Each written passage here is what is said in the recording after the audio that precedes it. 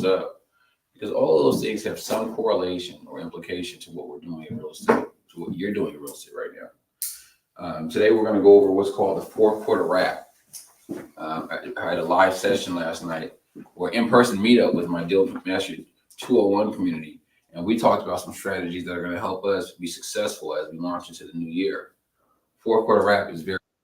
How you doing over there, right? Let's answer a quick question from Amaya. Amaya, go ahead. How much do I need to buy a house from the bank, renovate and sell?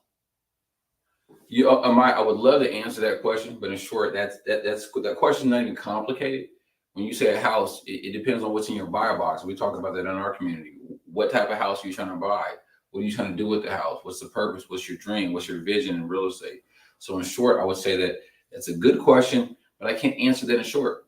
I really can't. But if you want to go ahead and maybe drop it in the Deal Mastery 201 community section, maybe that's something we can cover in the near future. But it's a question people ask pretty frequently, but it's not that simple. Where do you live? What a house is going for in your neighborhood?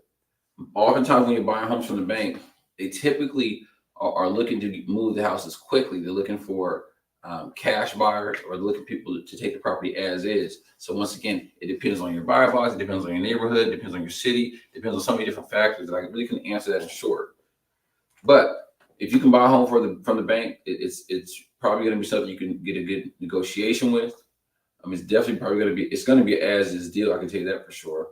So, can you tell what the number one difference is between buying a house to flip it from a big bank versus something like a hard money / private money lender? What's the biggest difference? The biggest difference is who you're buying it from. When you're dealing with a hard money lender or a private money lender, you are typically finding a house on your own, and they're just backing you up to finance you. They're being partners in the deal, using the deal as collateral, and you're paying interest on the property. And when you sell it, they get paid in full. You keep the property, or you exit, whatever your strategy is. Pretty simple. When you're dealing with the banks, usually they foreclose on somebody, or somehow they take back possession of a property. They're looking to offload it on their books because it's bad debt.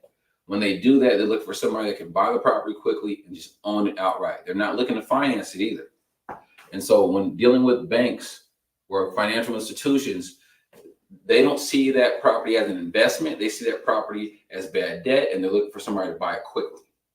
Simple as that. Okay. Well, one last question, then let's get into the fourth quarter wrap. This one's from Michael. Okay. He said that he wants to dip into his equity of his home so he can renovate another existing home and then use the money to either go build or buy another house. Can you give a quick 1, 2, 3 of how somebody would pull the equity out to go do some other work?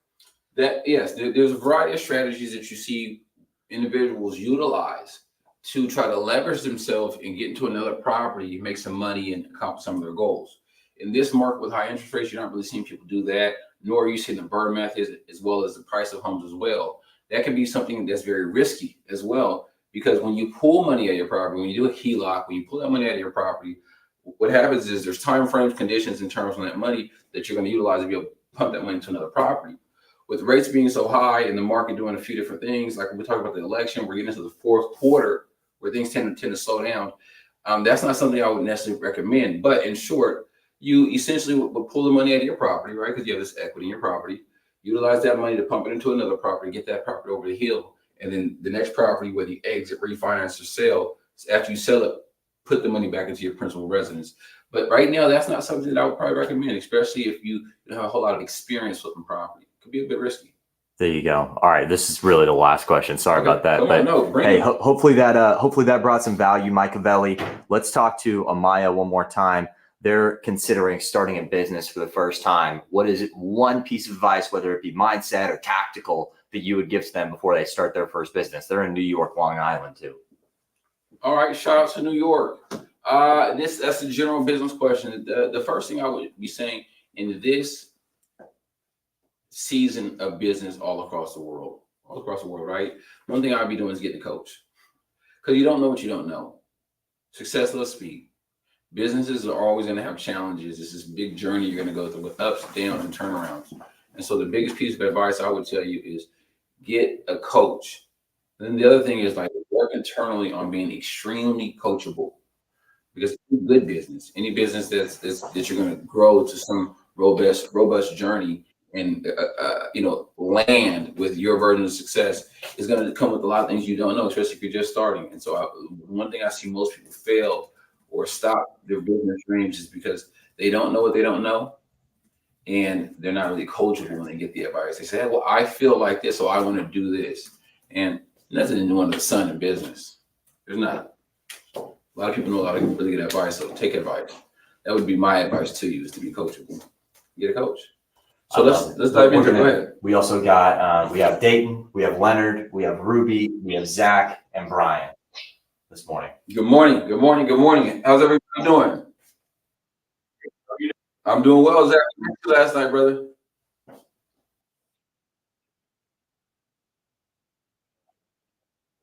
No worries. No worries. It was great, man. We're going to fill you in. We're going to hop on it at 10:30 for DM 201, and we'll kind of fill you in and knock down the deal and kind of go from there. So get ready. Let's do it. All right. So today's topic is fourth quarter wrap, and this kind of dovetails to what our community did last night. We had a live mastermind, which we went over the fourth quarter of this year and how that is going to be turned into a map, and we'll be able to launch early on into next year and accomplish some very big goals, right? And our friend from Long Island said, hey, I'm starting a business. What's some advice that you would utilize to help launch yourself? I talked about mentorship, and I talked about being coachable, but I'll add another one, and that talks about the fourth quarter wrap, meaning that almost many businesses, the government, the NFL teams, Amazon, you name any larger corporation, what you see is people work on a fiscal year, on a 12-month calendar. And typically all businesses, most businesses end that at the fourth quarter. So what's happening as businesses and as real estate are ending their fiscal year and preparing for the new year. They're beginning to take a strategy on what is to take place so they can win the next year. They're looking at some of the things they did right this year and how they can make those adjustments and launch into the next year and be more successful. Now, let's be real estate investment specific. When you get into the fourth quarter of this year, right, or of any year, looking at October, November, December, one of the things that you see is real estate slows down historically every year around this time. One of the main reasons is because of the holidays. You get around Thanksgiving, Christmas, New Year's, kids are out of school, and everybody seems to slow down. It feels like the world slows down. You see days on markets of property extend from maybe 15 days to 30 days, 25 days. And for many agents in any real estate industry, they look at that oftentimes as a time to say, you know what, I worked really hard this year. Let me spend some more time with my family, because the market isn't doing a whole lot of activity. Most people are traveling, have family coming in, money gets tight, people are preparing for the taxes, things of that nature. So when most people look at the fourth quarter as a time to slow down, take a break, spend time with family, which is a great thing, or they'll say, man, real estate's not really moving right now. I'm going to think about something else. I'm going to think about another career. I'm going to take the time off.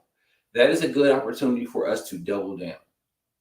So if you're looking to invest in your first flip, your first rental, or any form of real estate, for investors, the fourth quarter is the quarter of opportunity.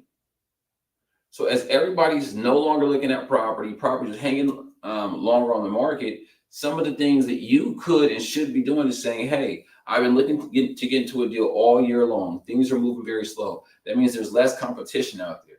That's when we write more offers, and we write offers that are more in our favor. So typically when we're looking at property and we're writing offers, we're saying, man, I wonder what other people are writing the offers for. I really want to make sure I get this deal. Well, in the fourth quarter, when you call an agent, you say, hey, I want to write an offer on this property. Do you have any offers? How long have you guys been on the market? You've been on the market 20 days. That's when you bomb it. So if initially you was going to write at 350, you write that thing at 320, 315, 300, and you'll find that the odds of you getting something lower than what you would have paid previously in any other quarter, any other time of that year, is very, very likely. Okay. So there's a few things that we're going to talk about today. We're talking about the fourth quarter in simplicity, but one of the strategies you look at in fourth quarter, knowing that things are slowing down, knowing that more opportunity is out there, the first thing we look at is deal, debt, and equity. Those are the three things we look at when analyzing a deal and our process through a deal. So able to get a deal in the fourth quarter becomes very, very more achievable and even easier because of the increased very likely inventory, but definitely the decreased number of buyers out there. So if you look at the fourth quarter and you say, hey, I'm going to write an offer and this is going to be a flip. Here's one small example or story I would tell you to keep in mind every year. If you lock up a deal in the third quarter, let's call it November, and you know on average it's going to take you 2 months to get a deal done, maybe even 3 months three months to get it flipped and ready for back on market. That will put you in, if you close it in November and you work on it through December, January, and you get it ready on the market for February. February is very, very close to what we discussed last night, which is called the spring bounce. In the spring, that's statistically when homes sell the most. Most buyers come off the sideline. Most people are done with their taxes. Most people are done with the holidays. Family's gone. Kids are back in school. Now they're ready to launch and make that move. They really want to start this year fresh. They're ready to get back in the market and make it happen. Well, when you decide to say, hey, I'm going to be competitive, I'm going to think ahead, I'm going to wrap up this year and be strategic, get into my first deal. If you buy it October, November, December, you will be launching it. You will be part of the inventory of the spring market. So that means that if you utilize the down market of people celebrating the holidays to get in front of a deal where you're competing with less people, and you're also knowing that after you close on that deal, things are really slow. Now think about this as well. Think about when you're working on a flip, one of the components you need is a team. What kind of team do you need? You need contractors, subcontractors, skilled workers. What happens in November, December, January is rainy, things are slow. Any subcontractor or skilled worker I always work with say that, look, work always slows down during this time of the year. They say that in June and July, I start putting money away because I know that when I get to November, December, everybody's going to take off. I'm not going to have work. So if you can get a discount on the property because of the season of the fourth quarter, you can also get a discount on the labor. You will find more people that were inaccessible throughout the year saying, I'm too busy, I'm too busy, I'm too busy. You will find people, you can call one guy that does tile, right? And say, hey man, I'm looking for a tile estimate. He'll say, oh, great, man, I haven't had work in weeks. When you hear that as a business person, you say, well, okay, that means that in my favor, a lot of people are looking for work, which means I can negotiate what I'm willing to pay. That same tile person that you call, you can call them and say, hey, do you have somebody that does concrete? And very likely, they say birds of a feather flock together. Very likely that individual has been on the phone with his cousin, friend, or one of his buddies and said, yeah, man, work is slow in concrete because it's raining, so you can't pour concrete, right? You call a roofer, yeah, work's been slow. You call an electrician, yeah, work's been slow. So you can get homes for cheaper, you can get labor for cheaper. Now, material is probably going to stay the same, but that doesn't make a difference. What am I saying here? I'm painting a picture and a strategy for people looking to get to their first flip. If it's been hard for you to get into your first flip, I'm giving you a very simple game plan. What is the best time for me to really take this serious and move the pieces so I can close on my first deal? This is the season. It's always going to be the fourth quarter. So many people are going to fall back and stop doing any more flips or work, things of that nature. In addition, who is your biggest competition if you're looking to get into your first flip? Well, your biggest competition are the large investors, the more aggressive flippers, the more experienced flippers that are doing 20, 30, 40, 50 flips a year. Well, these people, because they've had an abundance of success, they're saying, you know what, I'm going to take my family to Hawaii for the weekend, for Christmas, for Thanksgiving. I'm going to take it off. I'm going to be more present. So your competition's out the way there. This really is a time to work in your favor. So as you're launching offers, you have less competition in every piece of the business that's going to make you be successful, which means that if this is your first flip and you're scared you're going to make a mistake, well, understand that your margins when you negotiate a good deal, because we know we get deals on the front end, your ability to negotiate a deal on the front end very successfully is very, very likely. There's not going to be a better time. You also say that, hey, Jake, like we said earlier, we call it spring bounce. When you get into the spring, that's when you see more buyers come off the sideline, right? So if you buy it for cheap in the fourth quarter, you're part of the inventory in the spring market. You do a good job on it. Plus you got the labor for cheap. That means that when you sell, you're probably going to sell 10 to 15% higher than what your projected sale would be in the December, in the January, in the October, and even September. One of the other competitors you look at when we go back to investors are, they call it tax planning, right? There's tax strategy, there's tax planning. A lot of people say when they get to the fourth quarter and they've earned an X amount of income in a year, they say, look, I'm going to either buy another house so I can use it as a tax deduction with my strategy. Or some people say, I'm just not going to sell or flip any more homes, because if I sell before January 1, any gains on that property, I have to assume that and address that in that year. So there will be investors that have inventory right now ready to launch in the market, but they don't want to earn the money from it yet. So they're going to hold off. That's another person that steps out of the market. So what I'm saying is there's this pie of opportunity in real estate investing and flipping that's always available, and timing is so critical. Understanding this timing can make you a lot of money, and not understanding this timing can really put you on the sideline. So with that basic coverage of how this time of year is not the best for most, but great for you, is something that you really need to take in consideration. If you say, I'm ready for a deal, I've been looking at a deal, if there's any time to take it serious, be passionate, and follow your dream and take the appropriate action, now's the time. It doesn't get any easier than this. It's like taking candy from a baby, right? So we have that. Where do we go from here is the question. Are we writing offers? I would ask myself. Do we understand our buy box? I would ask myself. Have we been analyzing deals? In simplicity, the answer to all of those are the very basic. It should be yes, yes, yes. We should be looking at property, analyzing the deals, and submitting offers on these properties. And if you think, you don't have to even just take my word. I would just go on Zillow and look at the days on market for properties. Look what's been sitting on the market. Look at the opportunities. In addition, your wholesale list should be something that should be robust. I have the conversation frequently with individuals about what they should be doing next to get into a deal. And I would say, have you been analyzing deals? And the deals you've been looking at, where have you been getting them from? In short, what I'm saying is this. My advice to you as well. I know a ton of wholesalers, and then I'm in communication with, always trying to see what's going on in the market, see what their activity is like. Personally, for me, I know that a lot of the wholesalers I connect with, they're not being able to offload many of their deals that they have locked up. They're saying, hey, this time of year is kind of sticky. I don't know what's going on. We have deals. Nobody wants to buy them. So the very first thing I would be doing is very simple. Contact 5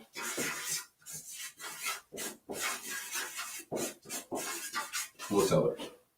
So if you're in my community or we connect often, the first thing I would be asking you is, hey, do you have the contacts of 5 wholesalers? If you say, no, I don't, then that's where we're going wrong first. The first thing is you need to have 5 contacts of wholesalers. Very easy to do. You can post a message on Instagram. You can call a few friends. If you've been doing any activity in real estate, you should have 5. And we talked about coachability earlier. If you have 5, you need to reach out to all 5 of them and say, hey, what do you have any deals that fit this buy box? And if they say yes, then hey, send me over the deal. If they say no, then the next question you ask them is, can you refer me to somebody that does? We're talking about the follow-up game right now. If you follow this very simple strategy, there should be no reason why you can't find a deal in the next 30 days, which means that in the next 30 days, that will be before Thanksgiving, you will be locking up a deal. You lock up at that deal, will follow the map, and by the spring market, that deal will be going on the market, and you will be very profitable, you'll be very successful, and the statistical odds if you're really knocking it out of the park would be extremely high. You have cheap labor, you have cheap properties, you have low competition, and you have a robust market as we get into the spring that's really going to play in your favor. The elections and things of that nature are really fearing people, but when there's fear in the market, that's when we run to the market. So again, very, very simple. So we're going to contact 5 wholesalers and ask them that, hey, what deals do you have? And do you have a deal that match my buy box? If they say no, we say, can you refer to me somebody that does? If they refer you to somebody that can do it for you, you find a deal, great. If they leave you on red or they say they don't, then the next thing you do is follow up. This is very critical. That's the name of the game, is follow up. So I get the question a lot. You know, I can't find a deal. I've contacted some wholesalers. I've been to a meetup. I can't find a deal. And I will say, well, tell me about your journey. Have you followed up? Well, no, I contacted them like 2 weeks ago. They didn't have anything. Well, that's not how you become a successful real estate investor. That's not how you scale. You contact them, you contact them, you contact them, you contact them. When you contact them, if they don't respond to your message, you follow up.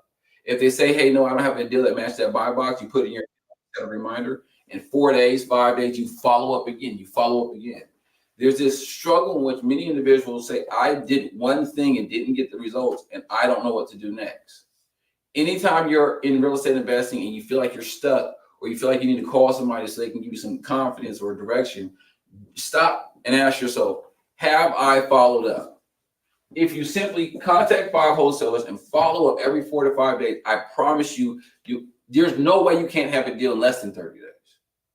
So then we have these deals that are being sent over, right? So wholesaler sends you a deal. If they don't send you a deal, you say, hey, do you have anybody you can refer me to? Do you have another wholesaler? Do you know anybody else that may have a deal like this? You do the follow-up. They send you to somebody else. Eventually, you get in front of a deal that matches your buy box. What do you do from there? Then we analyze the deal, right?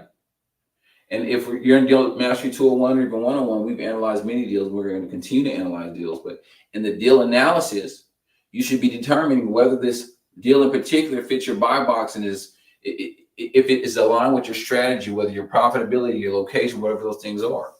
If you find a deal that they refer that they send over to you and it doesn't make sense, this is what you do in this market in particular.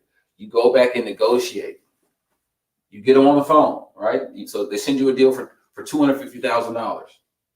And it fits your buy box, it fits your location, the school district, the area, the proximity, whatever you're checking your box, the year, the bedroom, bathroom count. But you're saying, man, this is the deal that would work for me, but I don't like the price. Keep in mind, because of the quarter that we're in, this is when things are slow. This is what you have to know.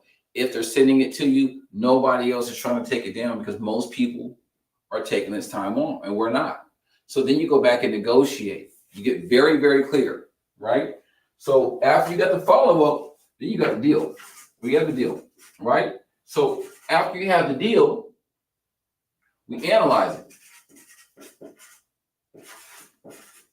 You analyze the deal. Once you analyze the deal, you realize that, hey, this deal, I like the deal, but I don't like the profitability. I don't like the price. This is the time you go back and you negotiate. But before you negotiate, what's very, very important is when you negotiate, you have to be very, very clear about what you're trying to accomplish. If everything about the deal works for you, but the price does not, you have to figure out very, very clearly what price works for you. So if they sent it to you at $250 and everything works, but you're saying, man, I'm probably going to make about $25,000 to $30,000 on this. And if something else messes up, I need to have some room for contingencies, or I want a bigger spread on this deal. So then you analyze your deal. You say, okay, I need to make $50,000 on this deal. They're already selling to me at $250. So I need another $25,000. Once you have that very, very clear, you get the wholesaler back on the phone. You say, look, I'm ready to lock this deal in. I already have my finances in order. Can we do this at $225? In this season, this is when you get a lot of those yeses. They just want to move the property. So then you go back and negotiate. You're very clear about what you want. You call the wholesaler and you launch that. Then you say, look, I need it $225. You get it locked up. Whatever it takes, you got to negotiate it. And if you go negotiate it for that $225 so you can make your margin or fit your buy box, and that doesn't work, do you know what you do after that? Anybody in 201? That's what I want to know. If you negotiate that deal and you went for the $225 and that doesn't work out, what should you be doing next, Zach? You there? So if you're negotiating with this deal, right? We're in the fourth quarter. We know deals are more abundant. We know it works in our favor. You did your follow-up. You analyze the deal. You realize that the deal doesn't have enough meat on the bone. You need another $25,000 deduction. They say no. What do you do next? Good. Good. Okay, I got you. I wouldn't wait 2 weeks. Not in the fourth quarter. In the fourth quarter, I'll give him 3 days. Max. Max, I'll give him 3 days. Max. I will call him back in 2 days and say, hey, what's up with that deal? What's going on with it? And then 2 days after that. Because in this fourth quarter, there's only 3 months in it. Things move fast, right? And a lot of people, once again, have to move these deals. Things are very slow. They start to get fatigued, right? So when you follow back, it goes right back to the follow-up.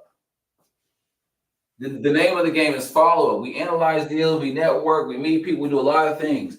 But the biggest challenge I see that keeps people on the sideline and becoming successful investors and put themselves in a position where they can scale it and they can take off the fourth quarter is that follow up does not exist.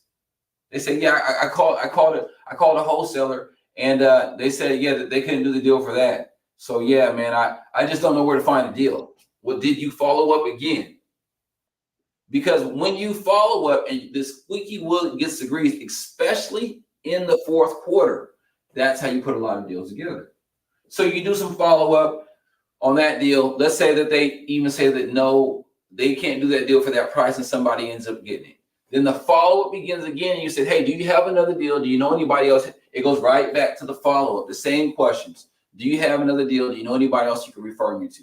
If you just do that loop, a deal is going to come. And I'm trying to give you the worst case possible because honestly, during this time, you don't even have to negotiate. When you talk to wholesalers, they will tell you, hey, man, I've had this deal for a week. Give me $200,000 for it. Here's what the ARV is. Here what the comps are. Look, if you just lock it up, we'll make it happen. So follow up, all right? So we look at deal debt and equity. Now we're looking at the debt. Because once again, the fourth quarter is the best quarter for first-time investors. When you look at everybody playing the sideline, we're looking at traditional buyers, we're looking at competitive investment buyers, we're looking at sales. Everything really slows down. And hard money and private money lenders are in the business of taking that money and flipping it, taking that money and flipping it. When you connect with hard money investors, when you look at people in the financial realm that loan money to investors, they don't make money when that money comes back in their account. They're trying to quickly dispense it again. So if everybody has slowed down, what do you think that means for hard money players? That means that they have money that has come in and they're sitting on it.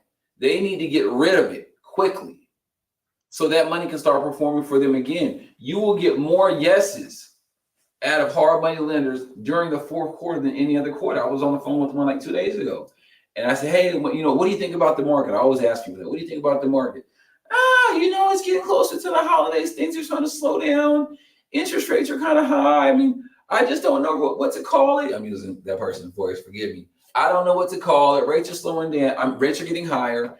And we need to dispense this money. I'm hoping things change. I'm hoping after the election, things change. I'm hoping after Christmas, things pick up. When I hear that, that means that, hey, you have money you want to dispense. Once again, because it's the fourth quarter and most people are doing that activity that we know that they're doing, that's when we double down on our strategy and we jump ahead of it.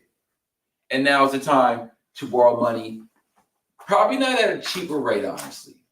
But most of the time, as first-time investors or early investors, we struggle with being able to put the pieces together to get qualified for a hard money deal. Or we struggle because we don't know the conversation to have with a hard money lender. This is the time that when you do contact them, they have time to talk. This is the time that you can say, hey, I want to be vulnerable. I really don't know how to put all the pieces together, this hard money deal. Do you have time to explain it to me? I had the deal already locked up. I got it for this price. I'm ready to roll. Instead of giving you 3 to 4 minutes like it would typically happen, and these people will educate you. They might even bring out a whiteboard on Zoom and spend the time with you because they want to dispense their money and they're not as busy as they used to be. All right? So we talked about how we're going to get the deal. You get the deal by connecting with the hard money lenders, the wholesalers, submitting that offer. So once you find it, write the offer. If it's at 250, what you need at 225, send them an offer at 225. Send it. All right? It's action, action, action. And then hop on the call with that lender. So that's a very simple way to look at this fourth quarter. And anytime you're in a fourth quarter, this is the time of opportunity. But if you let this time pass you by, if you do the same activities you've been doing throughout the year, I promise you, it's not going to get any easier. And there's no better time to be in real estate investing than in a fourth quarter. Every fourth quarter is the time that I double down. Everything gets quiet. You would think that the world's coming to an end. But as you prepare yourself for January and February, right, for the spring, and you've done all the activities that you have needed to get done to be successful in real estate investing, and in the flip in particular, you're going to find like this. When you get to February, you're going to wish you had 5 houses to sell. Because once you're done with your first project and you get into that spring, you put it on the market, it's going to sell so quick. You're like, man, I wish I would have bought 5 of them, because my house seems to be the hottest thing on the market. Because now inventory has to catch up.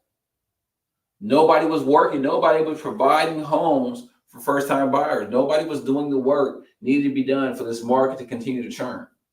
So in a nutshell, that's really my basic. The 4th quarter wrap is so, so important.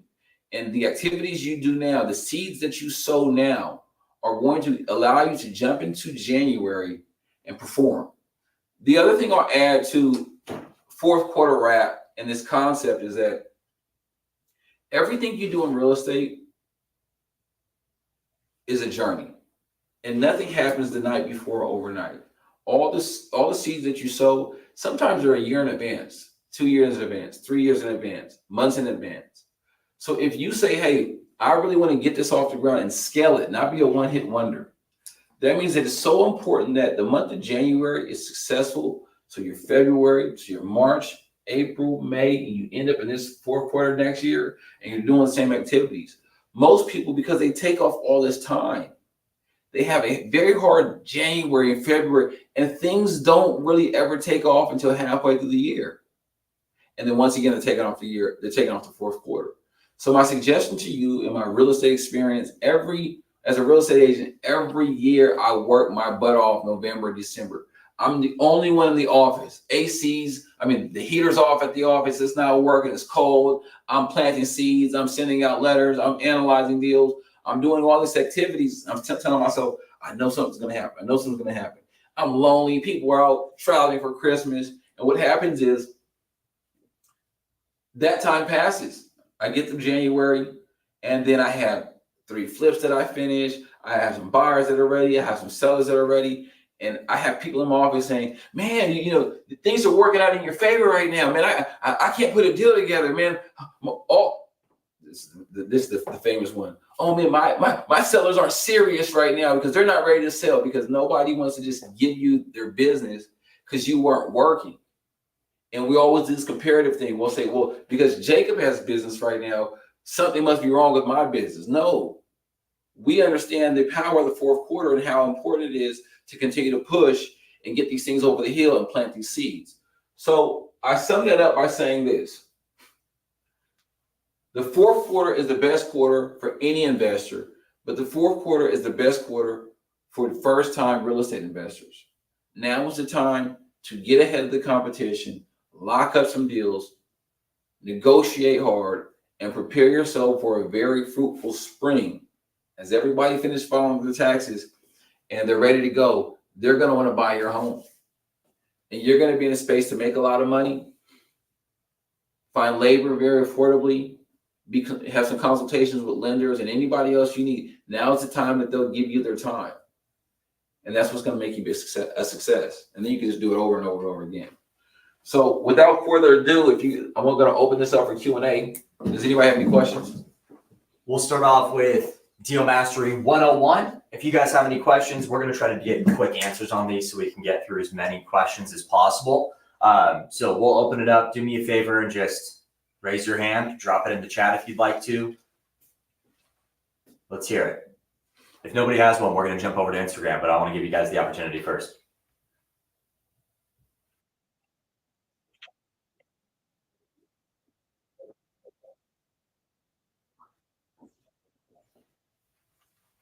There we go. I guess you're too good of an educator, Jake. I guess you're too good of an educator that nobody has any questions, except for Ruby. Here we go. Here.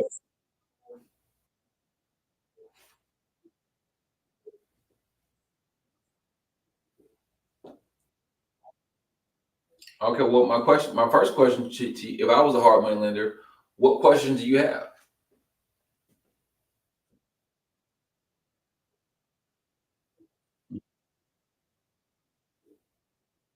Okay, and I'm gonna come right back to you. So Ruby's question is, Ruby's saying that I trust that you say that during this time, hard money lenders are more flexible with their time, opportunities, and things of that nature.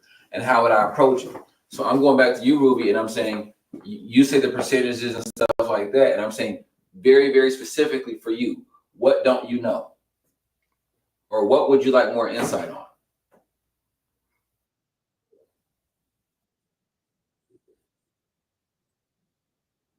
Okay, great. And what I'm asking you is that I'm challenging you to say this, that even though they have more time, we have to come very prepared and bring our highest level of sophistication. So one, we can ask some very clear questions, which will result in very clear answers, but also we still want them to take us very, very serious, right? So this is a great opportunity to get in front of them. You're asking, hey, what are your terms? Right? So you would be asking a hard money lender, whether you hopped on a phone or email, you say, hey, I'm getting ready to take down this deal for 300,000. You want to give a scenario. I'm getting ready to take down this deal for 300,000. This is my first flip. I have support. I have the team. I have all these things. What do you require for me to get a deal over the hill with you? And what are your current terms? Right? Now, suppose you put that in the email. You launch out that email. It's very, very clear what you need the answer to. If we put an email and say, hey, my name is Jacob. I know you do some hard money lending. Ruby connected me with you. Can you explain it to me? They're going to say, this person can't take down a deal. What I'm saying is, you know what you're looking for, Ruby. All of it. The question you asked actually is a good question. The question you're asking, all of us want to know that answer, right? But I'm telling you that we have to improve on the how we're asking, be very, very specific, even when we're practicing like this. So we would launch an email and say, hey, I have a home in Sacramento that I'm looking at for $300,000. It's a very high possibility that I'll get it locked up. Here's the address, 113 Lily Drive, right? What are the terms that you would loan on a property like this? They'll email you back. They'll say, hey, we'll do this. We'll do 75% LTV. We'll do this much of construction. And whatever question you have from that you don't understand, you do one or two things. One, the first thing I would do is I would ask somebody in your circle, in your community, in your real estate community, any of your friends that you know are scaling deals, and you say, hey, what do you think about this? What further questions should I ask the hard money lender when I get them on the phone? Because the next thing I'm going to do is I'm going to send them an email and say, hey, can we take a call for 15 minutes? And when you hop on that call, they say, yeah, and you're getting ready to grow this relationship and get them to commit the money to your deal. The next conversation can't be, okay, so can you explain the 75% LTV? It cannot be that. When you hop on the call, the conversation should be, hey, I want to fill out an application. Where do we go from here? Right? And so to your answer, Ruby, we're going to be very, very specific. What are your terms? Here's the property I have. And they'll provide all the information you need. Take that information, analyze it, and then hop on a call with them and tell them you're ready to take down a deal. Because at this point, we've already found a deal. We've done all the follow-up we need. We've done all the activities we need. You really have one or two deals you're ready to do. So what we need to know from them is, how can we get this over the hill?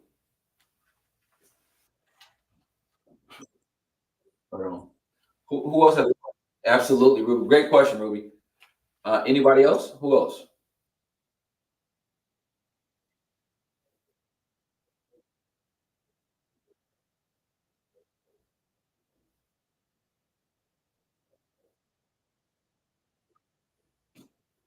There you go. Good follow-up, Dayton. Good follow-up, Dayton. Good follow-up. Leonard, you got anything for us?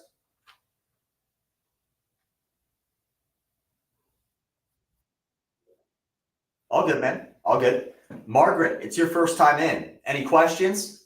Any insights about today's discussion?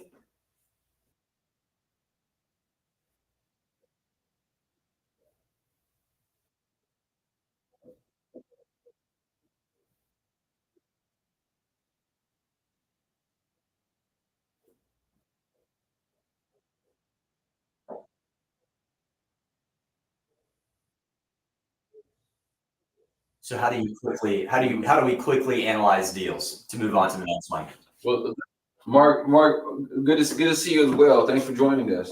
My first question to you is how confident are you on a scale of 1 to 10? How confident are you with analyzing deals now?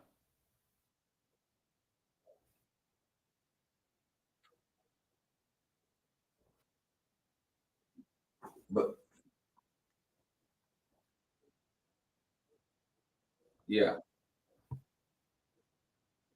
yeah. So, but let me rephrase that. Hopping on calls are great. Networking, finding out where the deals are great. When it looks at the specific and analyzing the deal, taking the deal and determining its current value, future value, and what it's going to take to get to that process. How confident on a scale of 1 to 10? And I'm asking you to be vulnerable here, right? But this is a safe place. On a scale of 1 to 10, how comfortable are you? Good, good, good, good. So what increases the speed of being able to analyze deals is getting to a 10. And what do I mean by that? That whatever is the holdup in your pipeline of analyzing deals, and probably the construction, right? That's what you have to focus on. If you can solve that construction component and get to a 10, you'll blow through deals every time. So the question is, how do we quickly analyze deals so we can scale? For you, it's how do I solve this construction component? Who do I need to connect with so I can get better at understanding the construction? And if you solve that before the fourth quarter, 2025 is going to be yours for the taking. But if you get to January 1 and I randomly remember it on a live session, I say, hey, how are you with the construction component right now? And you say, oh, kind of working on it. I could tell you why you're in a bottleneck and you're not able to scale your business at this point. All right. You're doing great. Keep it up. Who else has a question? Chris, how about yourself?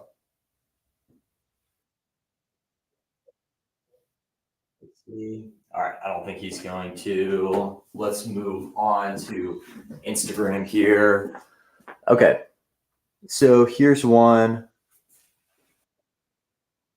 All right, this one's going to kind of be a reiteration of things before, but I think it'll be important for everybody to know again. If you were looking for 5 great wholesalers to connect with, how would you go about finding those 5 really, really good wholesalers? Who asked that question? I need to find it. I need to scroll up, but all right. That's a good question. I think that we've been good question. We've been doing Deal Mastery for almost 6 months now, and we're always covering different things, and sometimes it's always worth covering things as well, recovering them. And so when I look at 5 wholesalers, very simple. If you're on IG, you ask a question from IG, I would go to Jacob's IG or anybody else I know on IG or any social media platform. And when I would post on my story, hey, I'm looking for a wholesaler. Can somebody please tag one? That's number one.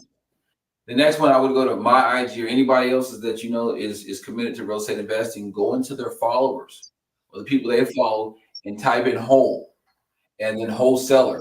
Because most wholesalers, they have in their name Christina's wholesaler, Orange Valley wholesaler, and then you follow those people. And then once you follow those people, you go back to follow up. And you follow up. So whoever asked that question, great question, but I would it was David Piva. David, how you doing? I would tell you for sure, it is very easy to find them. The activity that I see most absent in most people is the follow-up doesn't exist. They will follow them on IG. They will meet them at a meetup. They will see their story, come across their story, because that's how the algorithm works on social media. When you start watching some wholesalers, it'll just populate it for you. But what does your follow-up look like? And that's what I want you to really look into for all of us. How strong is your follow-up? Okay. Now, this one comes from John right here. So he's talking about the idea of keeping it under 75% of the after repair value. Is that including hard and soft costs? Everybody analyzes their deals differently, but if that question is aligned with what I see most people look at when analyzing their deals, then yes, that they include all costs, all in costs at 75% or below. I think that is a good metric. It's a good way to start. But what you find is that depending on where you're at in the country, where you're at within a county, a city, that doesn't always hold true. And also what you look at is everybody analyzes deals differently. The resources, their costs, things like that are different. I think that's one good metric. But what you'll find is how real estate works and how opportunities work. That may not always be the case. So don't let that be the end all be all, but definitely a good starting point. This one's from Maya. Again, she's dropping a lot of questions in here. We appreciate that. Thank you, Maya. Let's talk about debt for a second. What are your 3 favorite kinds of debt to take on to buy, renovate, and sell a house? Or if it's only two, but like, what are your favorite kinds of debt? That goes back to your buy box and your strategy. If you're trying to flip, if you're trying to hold, those things really, those 2 components play a very high factor in what you're going to do with the end use of the property. But for me, I love hard money. I also love private money. The term is kind of used similarly, but you know, if you have friends and family that have high net worth, high income, and money in reserves, that money is a little bit more flexible for an individual, and the terms a little bit more favorable.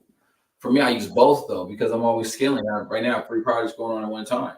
So I have some private money, I have some hard money, and now you have some personal money. It really depends on where you're at and how you grow your network. You know, what you can qualify for and what works in your favor. I think that when you start, you're first probably going to be working with hard money, if I was to take a guess, because that is what is something that can quickly be accomplished, and those people really understand real estate and construction. Okay, now let's give like a quick piece of practical advice. Let's say someone wanted to go raise some private money from friends or family. Yeah. How would they, in like their opening line, how would they go about presenting this thing to that person to ask them for 50, 100, 150 grand? What would be like that opening line? Yeah, I don't have an opening line for you. And the reason why I'm being conservative with that is because anybody that's first getting into real estate that doesn't know much about real estate, you can screw up some relationships. And this is not a game. And most of us are looking more to get into their first deal, much more. It's a selfish thing. I want to get into a deal. So we're willing to do whatever it takes. And we can go take our family or friends' money and you could screw it up. And you really didn't know what you were doing. And why do I say that? I'm not coming for anybody, but if we're at the juncture where we're saying, hey, how do I find 5 wholesalers?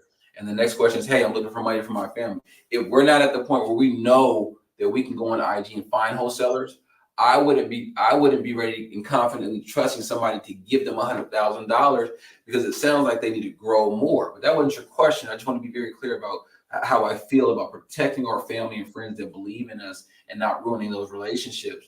The first thing I would do prior to that is when I'm looking at a deal and looking to get into a deal, I'm partnering with somebody first. Partnering with somebody with the experience and with the know-how that can give us more confidence in getting this over the hill, supposing we run into a tough patch. And then after I have that connection, I have the deal, I analyze the deal, I understand the risk, and my partner's advising me. I would then take my partner to a family or friend and help them lay out our vision.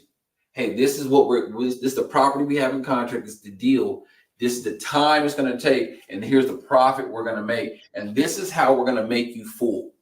And this is how you're going to make some money with the deal. Here's your motivation to be in the deal.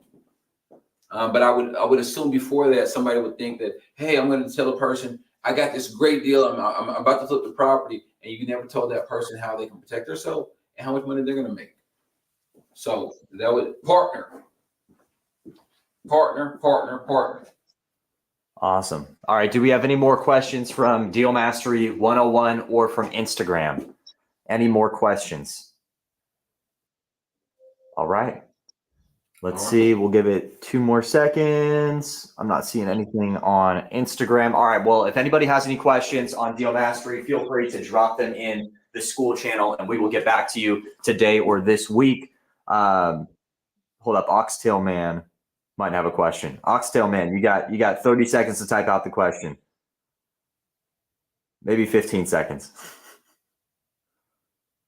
All right. Deal Master community. Here we go. Oh, how can you? Okay, here we go. Is it a bad investment to invest in a 1-bathroom property?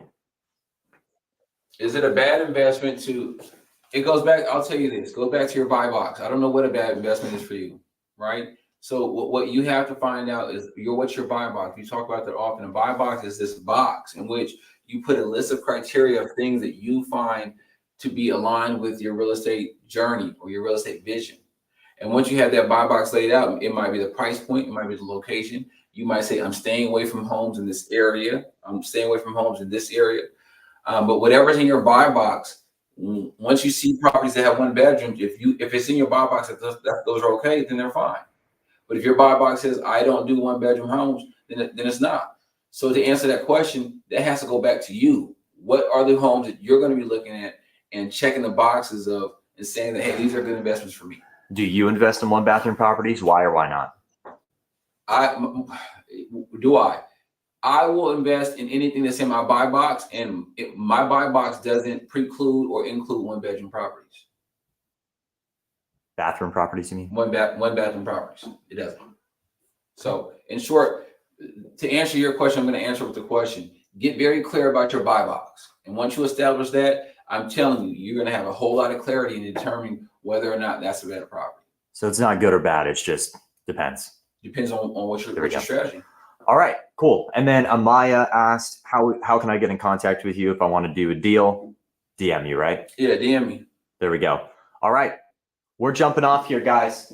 We're jumping off here. IG, thank you so much. I appreciate you all. Deal Master, I appreciate you all as well. Deal Master, roll one. I'll see you guys at 10:30. Let's roll. Do you want to click X on Instagram right there?